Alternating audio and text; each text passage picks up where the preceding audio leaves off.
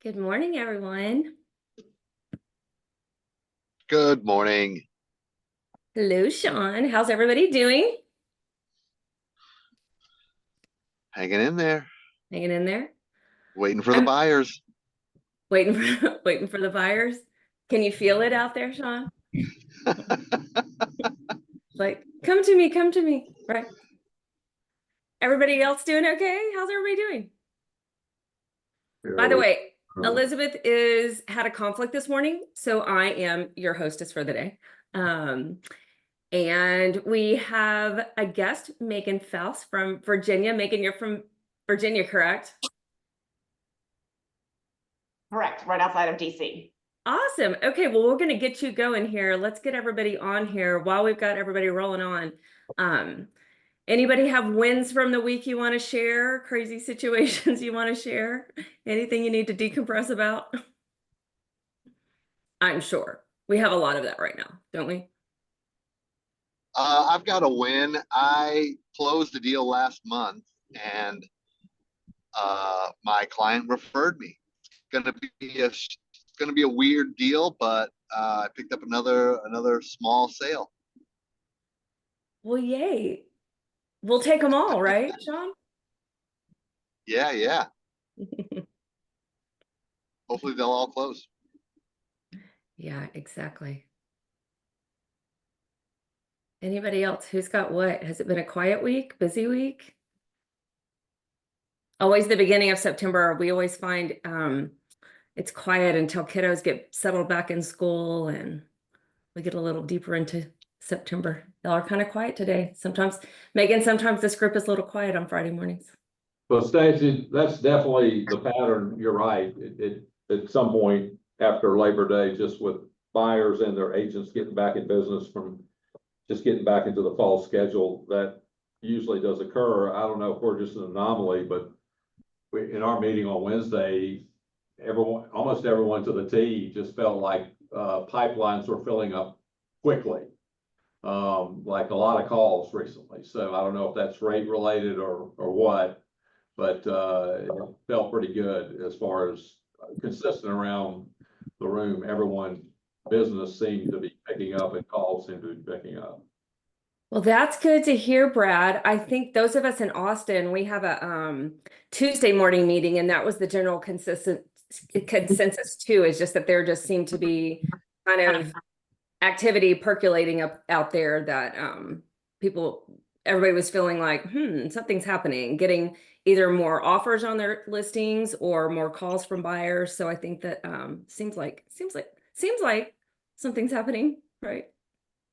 It feels that I way. think also seeing a lot of for us in Georgia, a lot of out of state referrals coming in, people relocating into Georgia. So yeah, we are seeing the activity like Brad said.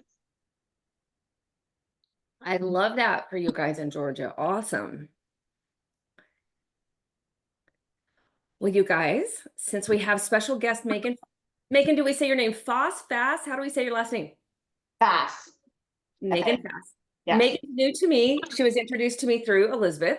And they know each other through all things EXP. And so, Megan, since I don't know you very well, I am going to let you introduce yourself and tell us what you'll be talking about today. We went back and forth on workplace chat, but I'll let you kind of introduce yourself and tee up your topic for today. And we're on this call until 10 Central. I know you're on Eastern time.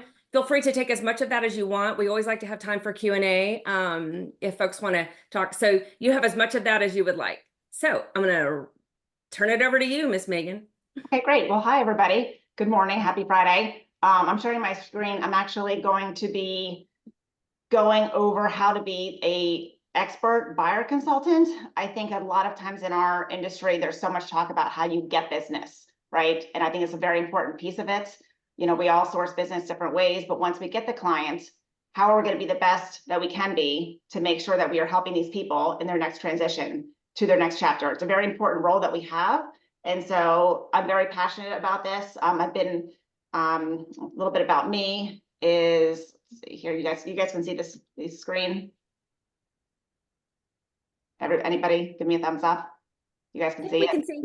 Fantastic. Okay, so I run a team out of Northern Virginia, the DC markets. We do about 70 million a year. Average price point is about $1 million. We help clients anywhere from 300,000 up to 5 million. I love helping people figure out how to get to their next chapter. This includes obviously buyers and sellers, and also mentoring agents. I really value relationships, and I've been doing this 20 years. And I'm a mom of 2, Grant and Audrey. They're teenagers. It's weird years, a weird chapter for me right now, as they're changing so fast. Love them. I love tennis, pickleball. We actually just built a court in our backyard, so it's really fun to have that. And we have 2 lake houses that we get away to when we can and rent out on VRBO. So that's a little bit about me. And so one of the things you guys probably know is, oops. So everybody can mute their microphones. That would be great, Nikki. So speed to lead, this is really important. So this is your first opportunity to show how responsive you are going to be. So, I mean, statistically, it's, you know, connecting with them increases 100 times with you if you respond within the first 5 minutes. So even waiting 30 minutes, you lose the opportunity if they're shopping around for agents. So you have to show them right out of the bat how fast and responsive you are going to be. And if you can't get to it, you have to have things set up that you can respond quickly if you're getting phone calls that you can't pick up right away. So going and making sure things like that are set up, that you are prepared. And being persistent, you know, I think sometimes people get a little bit nervous. They don't want to bother people. If you have a different mindset that you are there to help them, that you are going to be the person that serves them, that you are going to find the solutions to their problems, it's a whole different mindset, that you're not bothering them. So you really have to think about what, you know, you're going to present of value. And I know that's an overused word lately, but like a carrot, like off-market properties, like how can, you know, figure out how you're going to help them get to that next chapter. The follow-up is key, because again, you are starting to show them how you are going to show up for them throughout this entire process. And that starts in the very beginning of creating that trust and, you know, connecting. And there's obviously different ways. One of the key things, I don't have this written down here, but write this down. If you guys, you know, aren't really hearing back and you're being consistent, a key thing that you can tell somebody is, hey, listen, I'm going to be just as aggressive finding that property for you that I am trying to earn your trust in business. When they see it that way, it's not a bother to them. They're like, oh, wow, she's just trying to help me, right? So it's a really good thing to say to people when you feel like you might be too much, and then they start to get it, that you want to help. And when you finally make that connection, you get one first impression, right? So you got to have very good energy. You're excited to help them, because it's nerve-wracking for people. You want to be prepared, so you know, you should already have an idea of what they are looking for, or be ready to like quickly search it while you're on the phone with them. And obviously proactively listening, asking a ton of questions. Get them talking. You know, why are they moving? Do you currently own? You got to figure out the chicken or the egg. Do they have to sell first? Or, you know, do they have somewhere to go if they have to sell first? You don't want them to be homeless. and people don't want to carry two properties. So starting to ask the right questions so you know how to consult them is really important. So lots of questions. Formula for a great conversation. Again, understanding who they are, touch on their pain. You've got to ask, why are you moving? Is there any pain points that you are nervous about? Presenting your value. We have a whole buyer presentation that we let them know exactly what we're going to do for them. So then that, like, things that they don't even realize that realtors do. So you guys should be ready to present a really powerful presentation where they are kind of crazy not to hire you. And showcase results. People love stories. And if you're not if you're newer or you don't have a ton of great stories, lean on your partners, lean on your team or people in your industry that that you could, go to them for consultation. So it's we have done this. And, I tell my team they can share, our stories. And then every conversation should be like, what's the next step? So you should be booking your next appointment, whether that's a buyer consultation or going to show a property or, connecting with a lender. So always make sure you're ending it so you're continuing the flow of that connection. We also use high notes to provide more information to them, and even getting them to do a homework assignment to start the process of like, okay, we're going to get in this together. A new client welcome form, or we also have like a wish list for your home so we can understand, because every buyer is so different. So now you've created that rapport, they are open to discussing with you and talking about the next steps. Don't wing it. You got to go in there. You are professionals. People are spending a lot of money to hire us.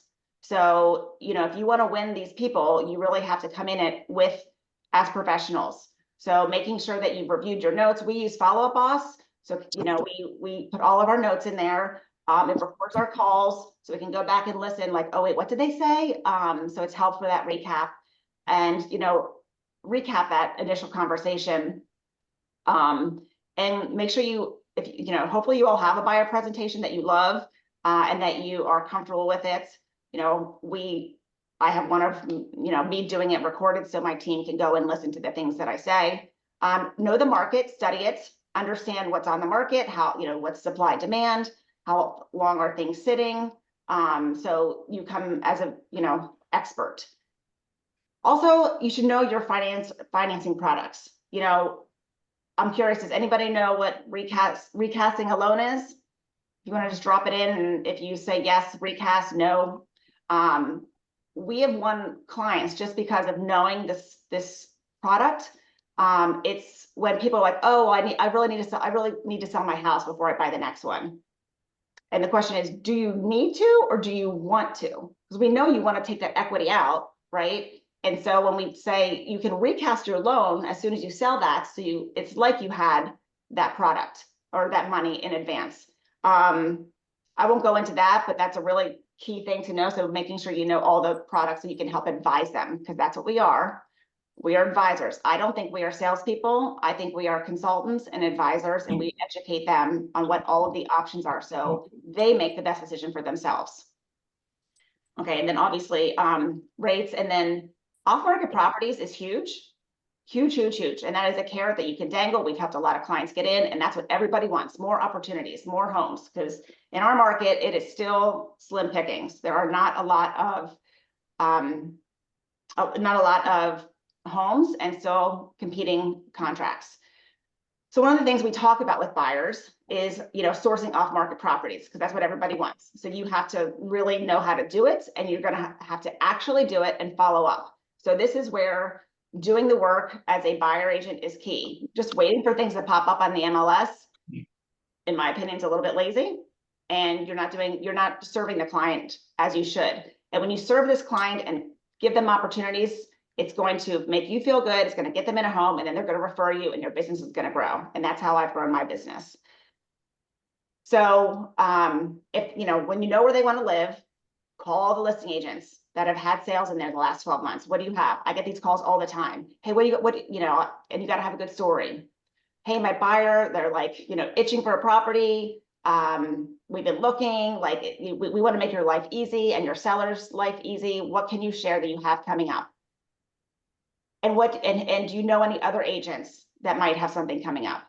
Our EXP office exclusives, this has been great to, so right now we have our team, as soon as the listing agreement is signed, our VAs are instructed to put it into EXP exclusives. So it's like immediately in there. Now, we don't always show them, but we are helping populate that. So all of you guys in EXP should be doing this for every property, please. Agent and vendor relationships. This goes a long way because we get calls from agents that trust me, that we've worked with, that they will tell us about an upcoming listing. In fact, we are closing on one in 2 weeks that the agent called and said, hey, I've got this property. I know you probably have buyers. And we got them in there and under contract, and our buyers are thrilled. So making sure you're nurturing those relationships and being a good friend and a good person, because what comes around goes around. Facebook groups, the MLS. So this is also a barrel of gold. You just have to dig. So this means going through expired, cancels, temporary off, withdrawals, and don't forget about rentals. Most agents don't even think about this. Go back the last 5 years and see properties that were rented. Try to find the owner information, whether that's Spokio or what's the other one, Fire something. Anyhow, like to try to find the owner information. And then if you can't, then obviously you can contact that listing agent that listed it, because they're going to have that person's information. Hey, would you consider selling? I've got buyers looking specifically in your neighborhood. I mean, they might not know how much their property has appreciated. And if they're renting it, they don't live there, so they might be, interested in selling. Contacting builders. We have a top agent network here that the top 10% of agents can share their upcoming listings and ask for like their buyer needs. And since they just changed the bright rules that we can now market however we want again, without having that like has to be an MLS, this is going to really take off again in terms of sharing properties before they hit the MLS. And okay, if everybody can mute. And then your database, including past clients. So, figuring out if there's a neighborhood, who do you know that lives there? Do you have any past clients? I would even go back to the MLS and see who's bought there in the last couple of years. Do I know any of those agents? Do I know those agents well enough that they would do me a favor, be like, hey, listen, can you call your buyer that bought on Main Street? And would you, I have buyers that are just beside themselves, they can't find a property. Would you be willing to ask your clients where they live now that you help them buy, if they know any neighbors that might be selling? And then you could be the listing agent and I could be the buyer agent. So you got to think. You are hunters. We are investigators. We are trying to find all the ways to best serve our clients. Letter campaigns, door knocking, circle dialing. So these are all ways that you're going to try to find them their home. And then they will love you and they will recommend you and they will do those video online testimonials, all the things. And then once you're actually, working with them to be the best consultant to them, again, this is kind of a recap of building trust and rapport. I'm going to kind of fly through some of these because there's more important stuff that I want to go over. So, what a buyer thinks they want, we all know things are expensive, things will change.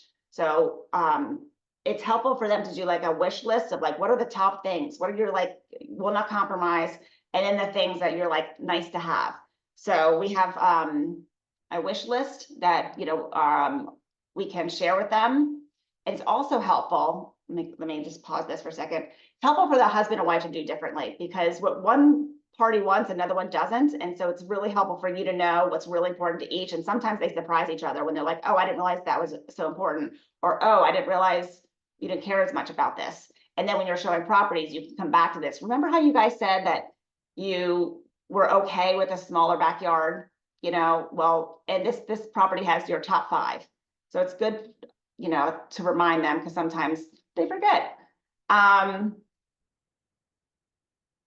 Okay, so questions before your presentation. Let's see, sorry. Commissions is a big thing, obviously. We can talk about that as well. We have a whole buyer presentation. I can show you a couple slides of that. if you're interested. But it's a really key thing to go in there to demonstrate your value proposition, that you're credible, that you are, they are connecting with you, that you will solve their problems, and you are going to be different from your competitors. Because you know, people just think we're all the same, and we are not. So you really have to show your value. And this is the average agent versus you. So making sure that they know, even when you know you're on vacation, you've got it covered. You will be there 24/7 for them, but also, well, not 24/7. You will be there 7 days a week when they need it. You also are people with lives. So I really feel passionate about like learning how to manage people's expectation of when you're going to show up. So, you know, don't feel like you have to work at 11 o'clock at night if it's not a dire urgency, like, because we all need our personal lives too. A lot of buyers wait for open houses. So you got to educate the buyer that data shows most homes sell in the first weekend. So you're going to missing opportunities if you're just waiting for the open houses. You have to let them know that you're available. Like, don't wait for the open house. This is why you're hiring me, because I will leave my family dinners. I will hustle to get you to a hot market or hot property that I know is right for you, but only obviously if you're a signed client. And that's one of our ways of being a signed client. We will leave our family dinners, not for prospects. So one of the things we also say, write this down, 80% of our time is spent with signed clients, 20% is prospects. And right now you're a prospect that you have not committed to working with us. And we need to see this as a mutually beneficial, you know, agreeable relationship. And if we decide it is and you become a client, then I'm going to be spending that 80% time working for you. Now, other 20% is just conversations like this. So they know that you're going to be spending your time on them only if they sign with you. Most offers are written with no insight or intel. So you have to have a lot of information to give to a client so they're making the best decision for themselves. And I'll go over that in a minute. And that you are going to be the expert in negotiations. And we try to fight for every penny and make sure they get the property. And then again, access to off-market homes. So you have to just present your plan that you're going to have success. We also do a action plan. So kind of showing like, here are some of the things that we're doing. Actually, I'll show you an example of this shortly too, after going through this presentation. Sealing the deal, reviewing the agreement together. Okay, so I'm going to get to make sure we have enough time for questions. When you're meeting at the property, this is actually, okay, so, you know, if there's other listings, always schedule it the worst to the best. Because if you show them the best house first, they're not going to value it as much if they saw the crappy home. A couple crappy homes, they're going to value it a lot more. And hot listings, call the agent before you go there to know if they have offers. Because there's nothing worse than getting there and then you go back and then you call and you're like, oh, we just ratified 10 minutes ago. If you had known up front, because that's how fast things move here. Sometimes we have our team drafting a contract while we're at a property and calling the inspector and working really fast. And we have one contract by 10 minutes, no joke. We had one like a while ago that 30 minutes later, another contract came in 50,000 higher than what we just ratified for. So time makes deals, time kills deals. When meeting them, you know, I'm stopping for coffee. What can I get you? Not can I get you? What can I get you? This is a little bit out of order, but just a couple of notes here. Take a video of the property, the whole house. So, and then we upload it to YouTube and then send them that link. So, you know, the pictures only show so much, but if you take a slow video of everything and make comments like, oh, notice the neighbors got a crappy house or they've got a pool or whatever, like all the things. So they can send it to their family. They can go back and look at it 20 times. And that's also saving you time for that second, third, and fourth visit.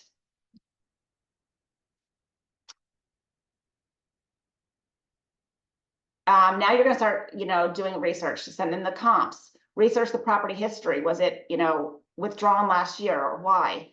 When did it sell? What are the improvements done? And then as they're seeing properties, tell them to only keep their top three in mind. And we have them rank properties 1 through 7. Okay.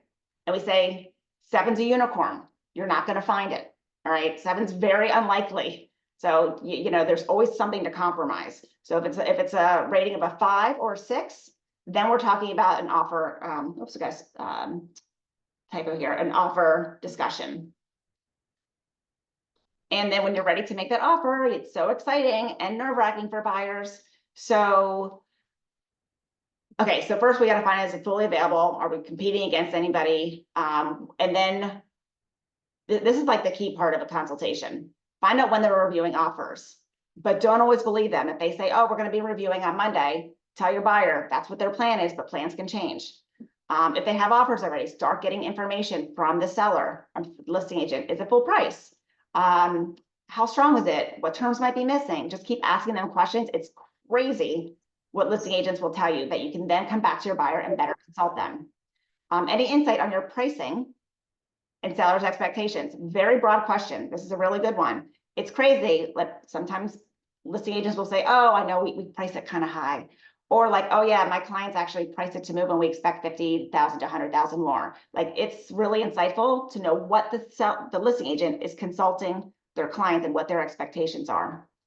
What terms are most important to your seller? If my buyer decides to write, how quickly can they respond? This is a really good one. Again, like if they say, oh, well, they're on a cruise right now, we can't respond till Monday. Well, I'm not gonna submit today and then let my contract be shopped.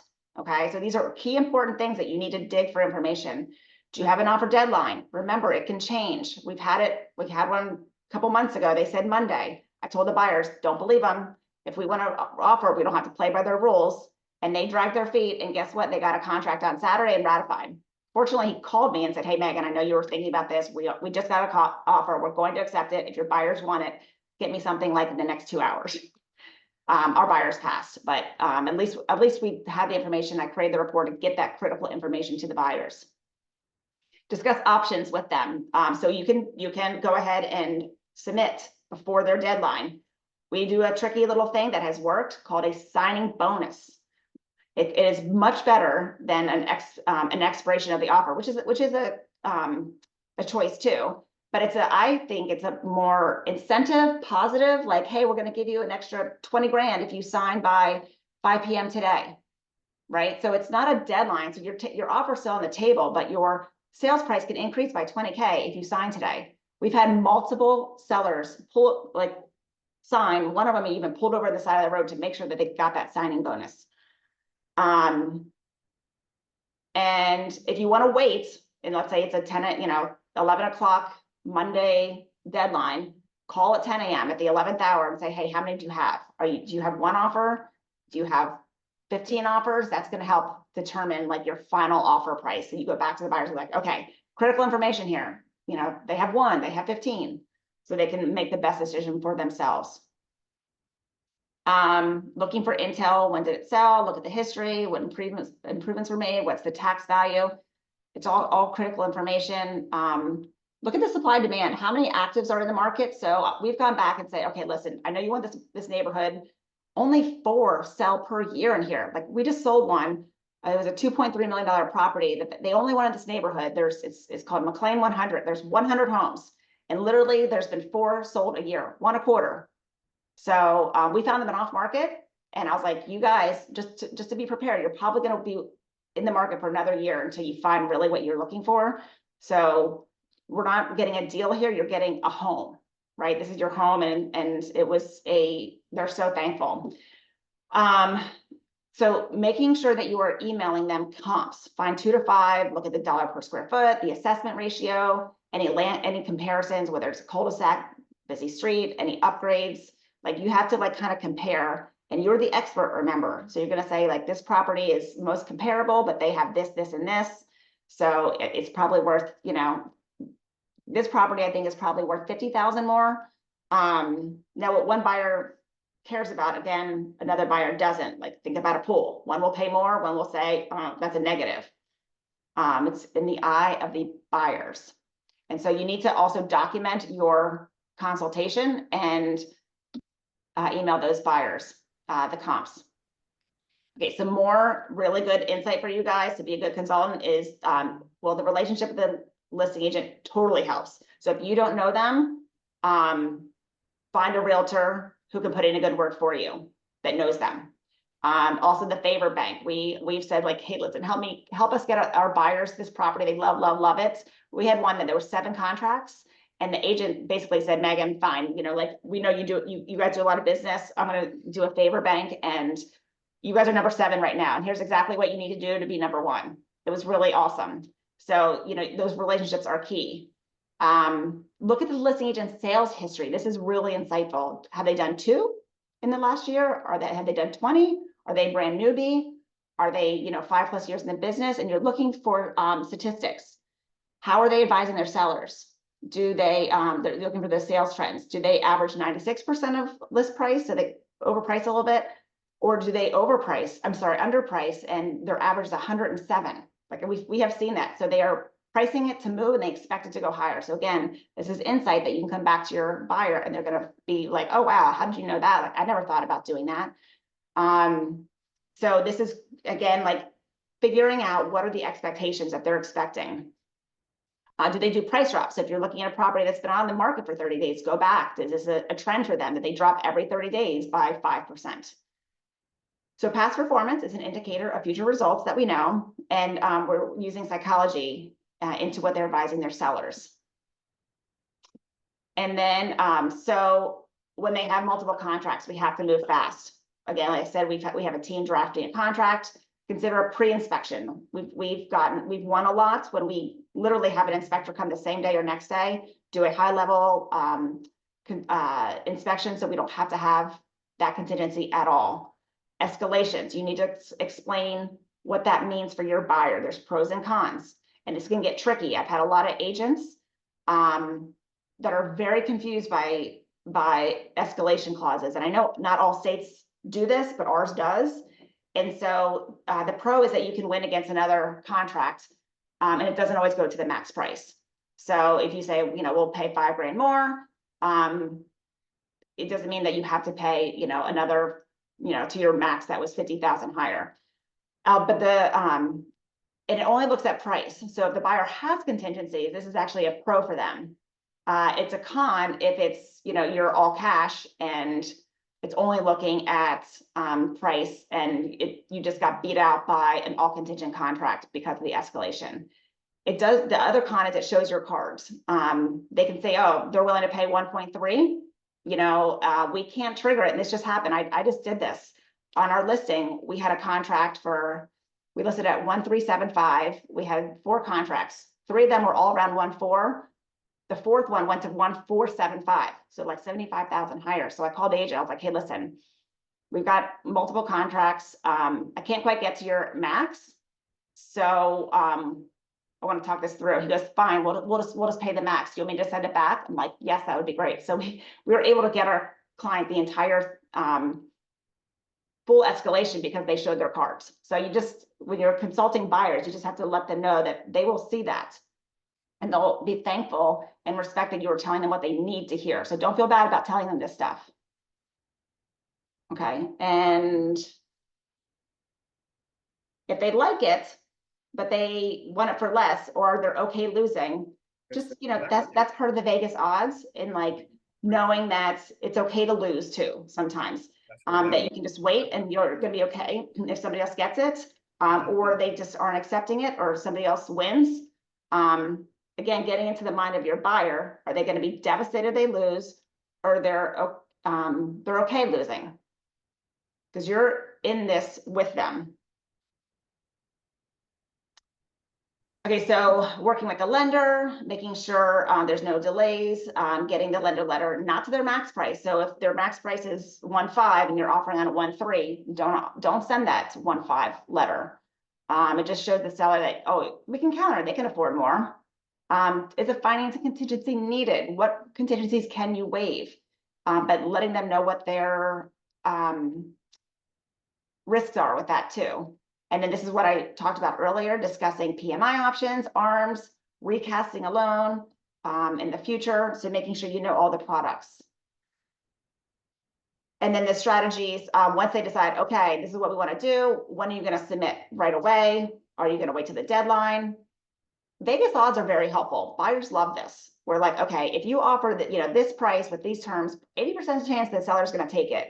If you offer this 50-50, or if you offer this lower price with these contingencies, there's a 20% chance that they're not even going to respond. It's just your contract is going to be rejected. And so that way, when it happens, they're not like, well, why didn't they respond? You're like, well, because I told you 20% chance that they were going to reject your low offer, right? So you are preparing them for the possibilities. And what are the prices that you're submitting? You're going to educate them. Obviously, lower days of market are higher chance. You're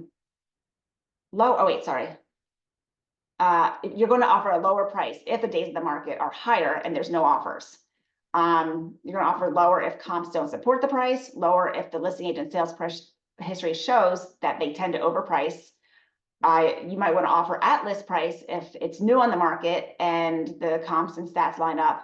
You might be offering over list price if it's a competing multiple contracts, or they're going to be devastated if they lose. So when I say future self, this is another really good thing to write down, to say to people, okay, we're gonna look at your future self. Okay, tomorrow you're going to find out that you won the property. Okay, how do you feel at this, contract terms that we just talked about? Now we're going to tell you that you lost the property. Somebody else won it. How do you feel? So when you can think about yourself and how you're going to feel of the outcomes, it helps people make a better decision now from the feeling that they have, because this is an emotional decision people are making. So when you can say, okay, great, that's really helpful to know. Now we're back in the past at the present, our present self, and now we can know how we want to put that best offer in, that you're thrilled if you win it and you're okay if you lose it. So what's that magic number for you? Okay. Other terms, we talked about the pre-inspection, some other tricks to make your contract more competitive. So we have the option to void or option to negotiate inspection. Another thing is that you can say, hey, we will waive the first 10,000 or 5,000 of any home inspection items. So they know that they won't be nickel and dimed, but it gives your buyer more time and the opportunity to still negotiate. You can also add in certain things are in good order, good working order to protect your buyer. So if you are, waiving the contingency, or it's pass fail, you can write in that these things will be in good working order. No appraisal or a gap, financing contingency. In our contract, we have a thing that says two options. You can have a contingency to expire or an auto extend. So as a buyer, we always want to put it auto extend. When I'm a listing agent, I always counter back on that and say, you're not handcuffing my sellers. We're going to make it a real deadline. So just things to educate your buyer.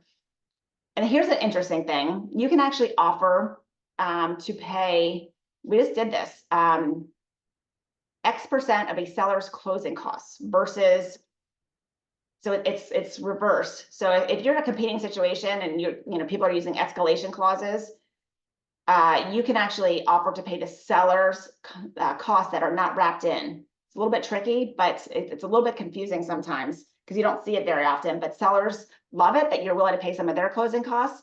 Everyone's looking at the net, but it does help you win sometimes. We talked about the escalation. Do they need a rent back? Are you gonna give it to them for free? We once had somebody reimburse our sellers for their utilities while they were living there. It was only a few $100, but it was really well received by the sellers. Your earnest money deposits, obviously the higher amount if you're competing. Another thing is you can offer to make it non-refundable. So this is you got to tell your buyers, like, you are not getting your money back if you change your mind or anything happens. But if you want this house, this is one way to make it really the seller knows that you are in it. We've even had people write it, and I had to talk to the broker about this because nobody else does this. We had it written to the seller instead of the title company. In our state, it is allowed. Nobody does it, but that was another way to win. Do you want to do a deadline? Sometimes it works and sometimes it backfires. Some agents and sellers get really annoyed by that. So ask the listing agent, and then they can respond, you know, like how they want it. They appreciate that you ask them. And when we talked about that signing bonus, make it easy for the listing agent. I just got a contract. We got a contract that it was awful. How many things were missing? And like, didn't even like call, like, it was just, I was like, I do not want to work with this agent who has no idea what they're doing. And we spent a lot of time for our listings, like putting out a sheet of an offer sheet, exactly what to put in there. So, you know, it's annoying when people don't go in and like, we've done all this work to help you buyer agents and you're not even filling it out correctly.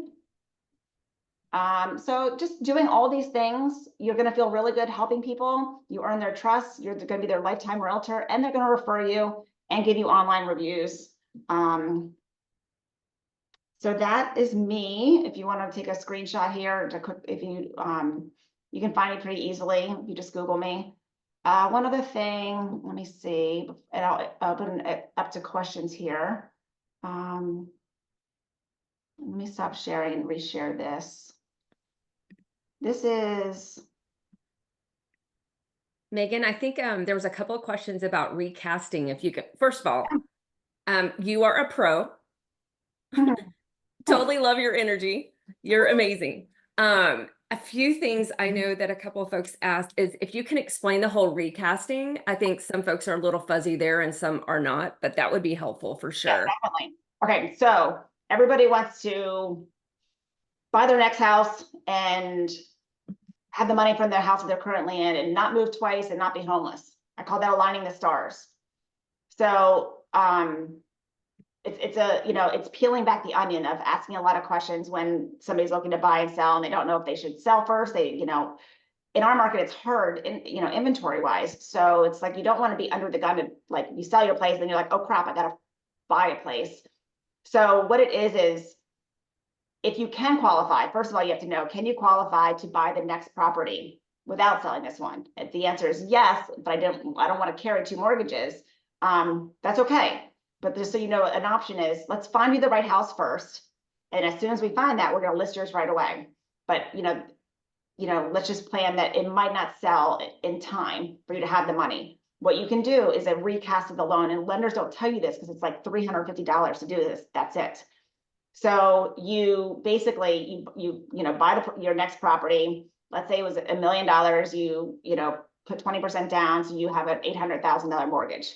But you really wanted that $300,000 out of your current property.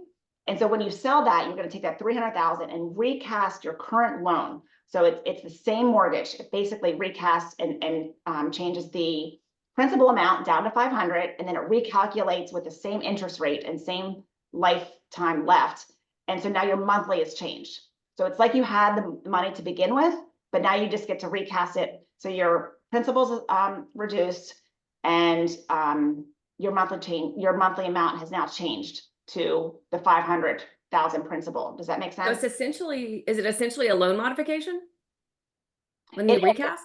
No. Yeah. So it's not a refi. All the lenders will want you to refinance because they're going to make a lot more money. But then what you're doing is you're starting your time back over, and you have a new interest rate and you have a lot of closing costs. So, I mean, that's an option too. If rates come down, then yeah, maybe you want to, refinance because you have this extra money. But if you have a good rate and you don't want to change that, or, you're into it more years, you got to ask if there's any time limit of when you can do the recast too. But most people are doing pretty. So that's something that everybody on this call probably has their preferred lenders, to just get on the phone with one of your lenders and just have them do a scenario of recasting a loan. If you're working with buyers that might be in that situation, reach out to your lender and see what it would look like for your buyer to just recast their loan, and just use a scenario of variables of what that could look like for them to be able to explain that in your consultation. Yep. Possibly. Do you go to a new, like my lender would be a new lender for them, or do you go to their current lender and ask them to recast it? Oh, no. So whoever, they've already purchased the property, like they are closed on their new house. So it's that exact same loan. So yeah, you go whoever's servicing it. So sometimes they sell the loan. So let's say it closed at a local lender, and then you contact, Wells Fargo that it's now being serviced through. A lot of banks will do this. So like Truist or Bank of America, they'll allow you to recast. Again, they don't market this at all. It is not a moneymaker whatsoever.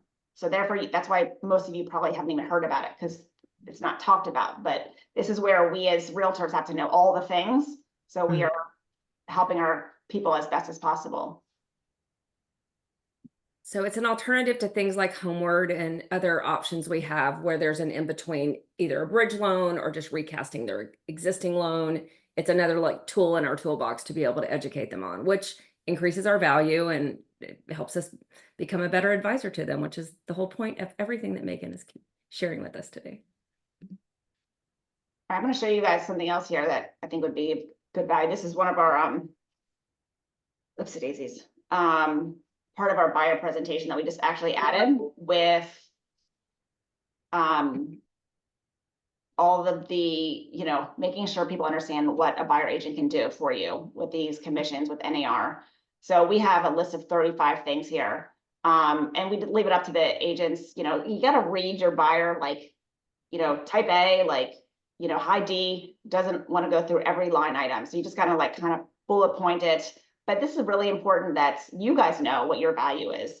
And so if you guys want to take a screenshot of this, this is a very helpful thing to add to your presentation. So or create your own of all the things that you're doing. We actually went down from 111 and got it down to these 35. So this is the second page of it. Because there's a lot of things that buyers just don't know that are really important part of the process and all the things that can go wrong. And so it's your job to make sure that they know, first, that you know it, and then secondly, that you're educating them. We've got a question for Michelle. Hi there, thank you. You're incredible.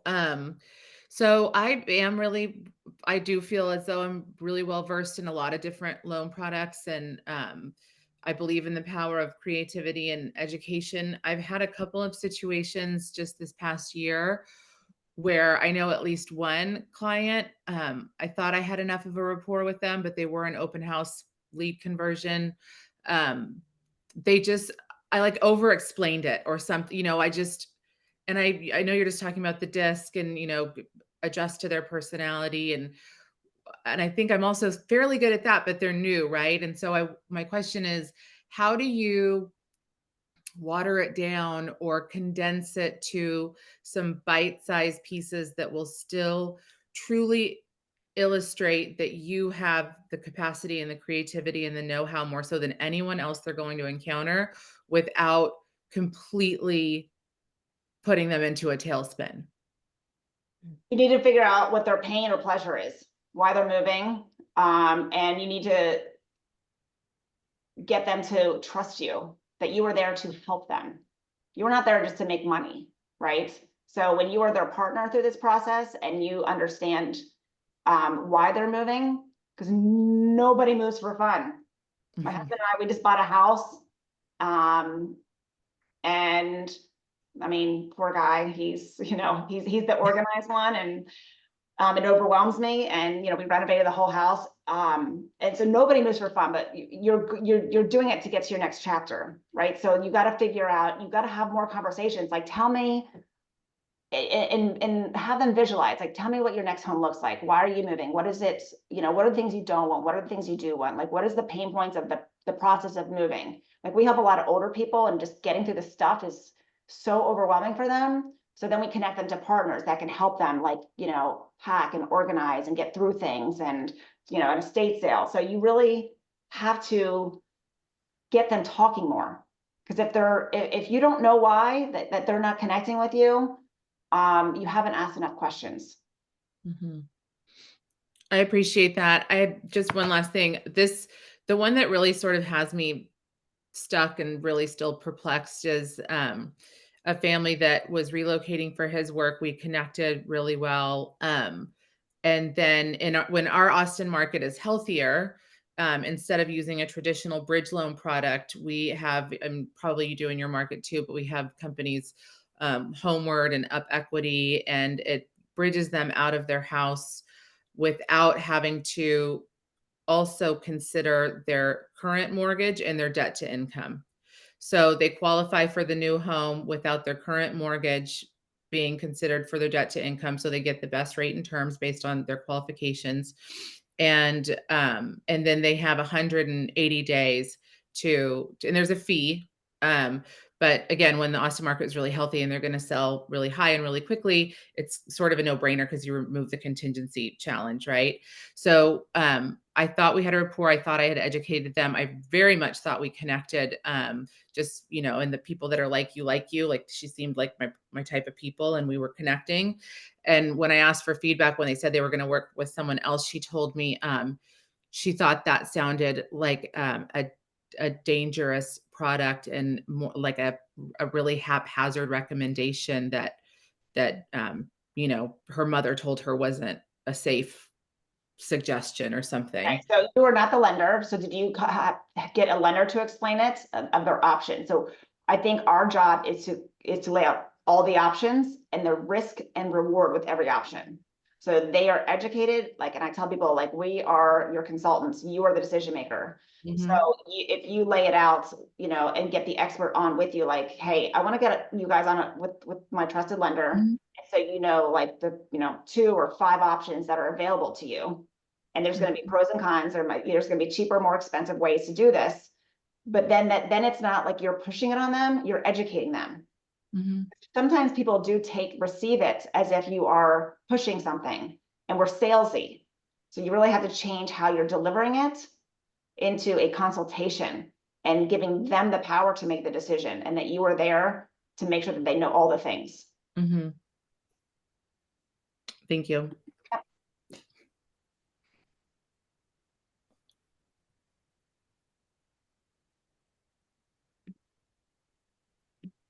Any other questions? Answer for people? Yes, I have a question.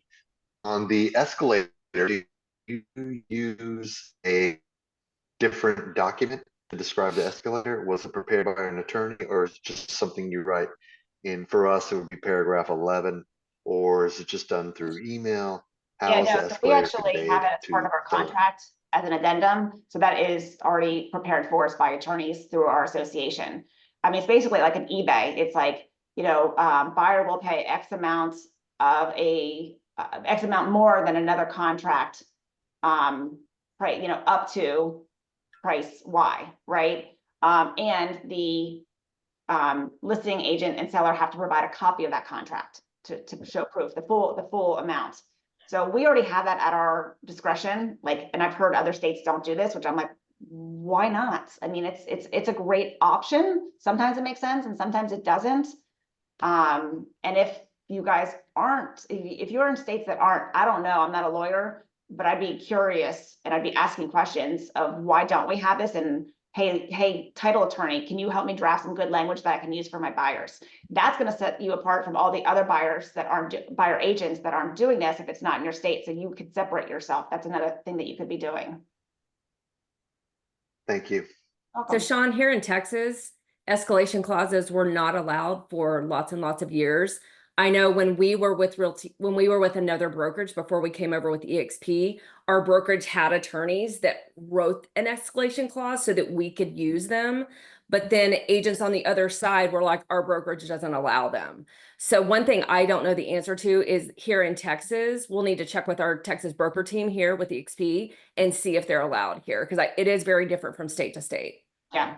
Yeah, I've written a bunch of them. I just, knew I was walking a tight line with, 2020, 2021 as a buyer's agent, you were likely to do an escalator clause. Michelle, Michelle Hendricks, do you know if does TAR or ABOR have an escalation clause addendum? Do you even know?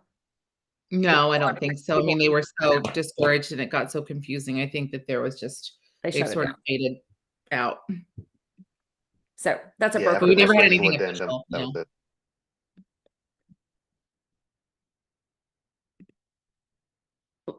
it. Oops, Megan, did you mute yourself? think she got quiet on. No, she's still there. Sorry about that. My son was calling me from school.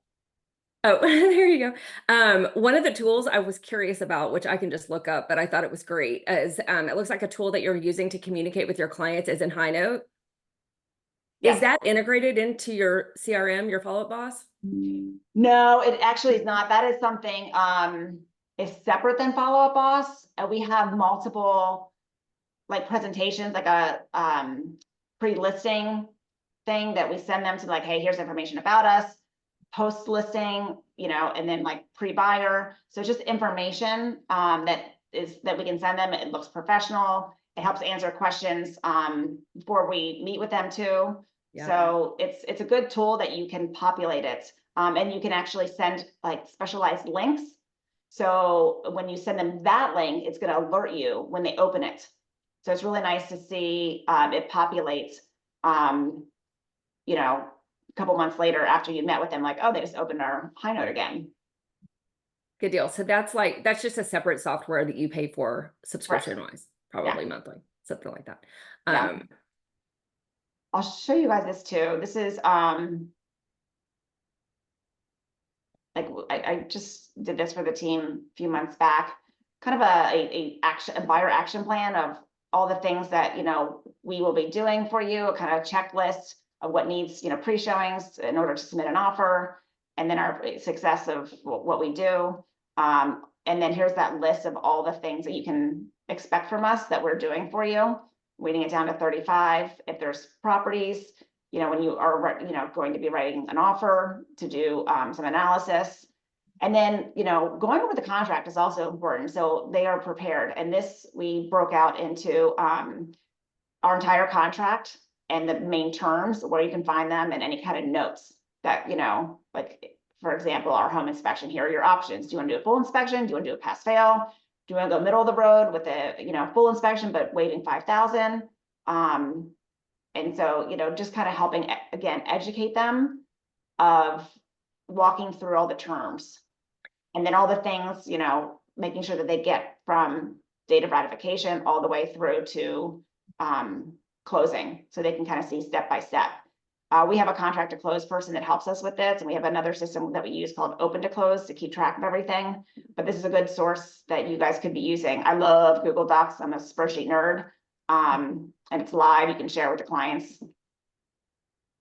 Yeah, I was going to say that looks like a Google Doc, right? Yes. Yep. And then you create and at what point with your buyer is it, do you provide that to them? Because that's a lot of showing your value right there, is what all you're going to put Once into they sign. play when they sign. Yeah. So it's part of, and we leave it up to the buyer. I mean, this is something new. And like, I only want agents using this if they're actually going to use it, because it's actually a little embarrassing if you present this and then you're not keeping it up to date. So great point. just know this is a tool that is to help you and the buyers. So you should be using something to keep track and show your professionalism. And honestly, like 20 years ago when I started, like, I just kind of winged it. I didn't know what I was doing. I didn't have any resources. And so this has just been built over time. And EXP has a ton of resources too for all of us.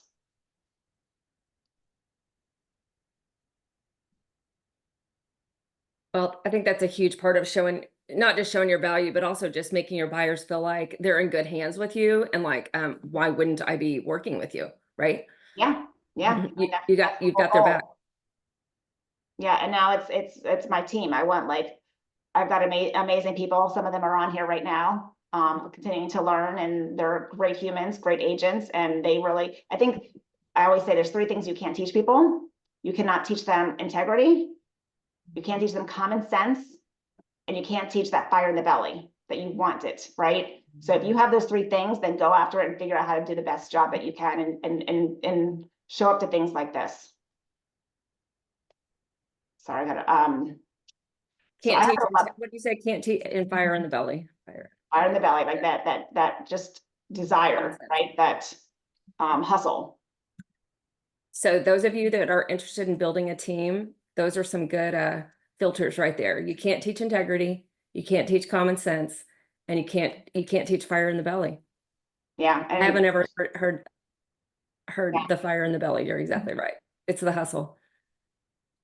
Well, I have to run to 11 o'clock. Thank you for allowing me to do this. I love helping people, and it's fun to share so much. Sometimes I forget how much I know, and I love helping people. Thank you, Megan. Thank you, Megan. And thanks for providing your contact information. Everybody, y'all can find Megan on Workplace. And we just appreciate your time. And we wish you and your family a great weekend. And same thing to everyone. Thank you Happy so much. Friday and happy weekend. Thanks, you too. Bye, guys.